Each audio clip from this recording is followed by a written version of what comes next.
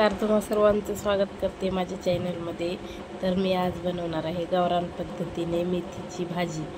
तर मी मेथीची भाजी स्वच्छ धुवून घेतलेली आहे मेथी, आणि त्यानंतर मी घेतलेला आहे हिरव्या मिरच्या, लसूण, थोडेसे जिरे आणि मीठ। याला मी वाटून घेणार आहे। ही मिरची वाटून घेतलेली आहे। तेल गरम झालेलं आहे, त्याच्यामध्ये आपण हे वाटलेलं हिरवी मिरची टाकूया।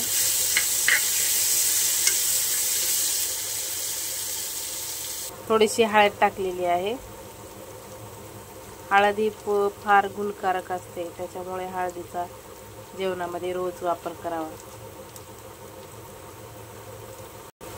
भाज्यामध्ये टाकावे रोज। आता यामध्ये मी मेथीची भाजी मेथी टाकलेली आहे।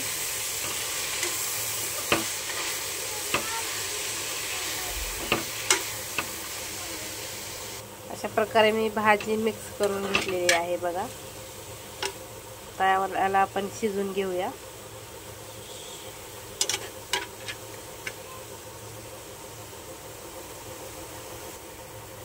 मी याच्यावर थोडंसं शेंगदाण्याचं कूट टाकत आहे। खूप छान लागतं शेंगदाण्याचं कूट टाकल्यामुळे।